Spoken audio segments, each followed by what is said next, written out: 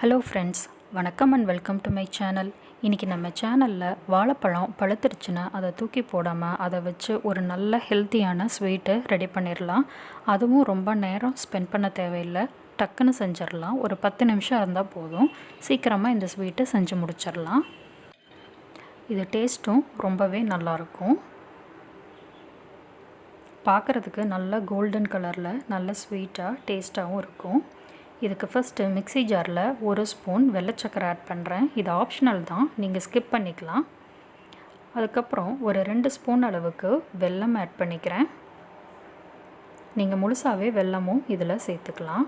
இதை ஃபஸ்ட்டு ஒரு வாட்டி அரைச்சி எடுத்துக்கலாம். இந்த மாதிரி நைஸாக அரைச்சாச்சு. சக்கரை சேர்த்து அரைக்கும்போது இந்த மாதிரி நல்லா குறகுறப்பாக வரும். அதுக்காக இதில் பழுத்த வாழைப்பழம் 2 சேர்த்துக்கலாம்.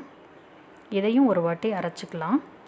இந்த மாதிரி அரைக்கும் போதே இது நல்ல ஒரு கன்சிஸ்டன்சியில் இருக்கும். இது கூட 3 ஸ்பூன் அளவுக்கு கோதுமை மாவு சேர்த்துக்கிறேன். இதையும் ஒரு வாட்டி அரைச்சிக்கலாம். எல்லாம் நல்லா மிக்ஸ் ஆயிருச்சு. மாவோட கன்சிஸ்டன்சியும் கரெக்டாக இருக்கும். இதை ஒரு பவுலுக்கு மாற்றிக்கலாம். இது கூட துருவின தேங்காய் 1 ஸ்பூன் சேர்த்துக்கலாம். இது கூட கொஞ்சமாக பேக்கிங் சோடா ஒரு பிஞ்ச் அளவுக்கு சேர்த்தா போதும். அதே மாதிரி ஒரு துளியுண்டு உப்பு சேர்த்தணும், அப்போ அந்த டேஸ்ட்டு நல்லாயிருக்கும். இதில் கொஞ்சமாக ஏலக்காய் தூள் சேர்த்துக்கலாம். இது எல்லாத்தையும் இப்போ நல்லா மிக்ஸ் பண்ணணும். மிக்ஸ் பண்ணதுக்கப்புறம் பார்த்திங்கன்னா கரெக்டாக பதத்தில் இருக்கணும். ரொம்ப தண்ணியாகவும் இருக்கக்கூடாது, ரொம்ப கெட்டியாகவும் இருக்கக்கூடாது. தண்ணியாக இருந்துச்சுன்னா கொஞ்சம் எண்ணெய் குடிக்கிறாப்புல இருக்கும். அதனால் கரெக்டான கன்சிஸ்டன்சியில் மிக்ஸ் பண்ணிக்கோங்க. கெட்டியாக இருந்துச்சுன்னா வேகிறதுக்கு கொஞ்சம் லேட் ஆகும்.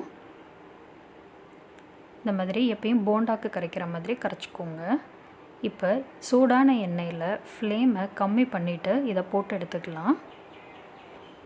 ஃப்ளேம் வந்துட்டு கம்மியாக வச்சு பொரிச்சிக்கோங்க. அதிகமாக வச்சிங்கன்னா இதில் வெல்லம் சேர்த்துருக்கறனால அவுட்டர் லேயர் ஃபுல்லாக கருகின மாதிரி ஆகிடும். அதனால் பொறுமையாக லோ ஃப்ளேமில் வச்சு இந்த மாதிரி மிக்ஸ் பண்ணி விட்டு பொரிச்சிக்கோங்க. நல்லா வெளிப்பக்கம் ஃபுல்லாக நல்லா கோல்டன் கலரில் வர்ற வரைக்கும் இதை பொரிச்சிக்கலாம்.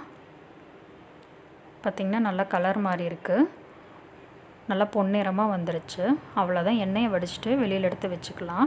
வெல்லம், ஏலக்காய் இதெல்லாம் சேர்த்து செஞ்சுருக்கிறனால இந்த டேஸ்ட் வந்துட்டு ரொம்பவே நல்லாயிருக்கும். டக்குன்னு செஞ்சு முடிச்சிடலாம். இதை ட்ரை பண்ணி பாருங்கள். தேங்க்ஸ் ஃபார் வாட்சிங்.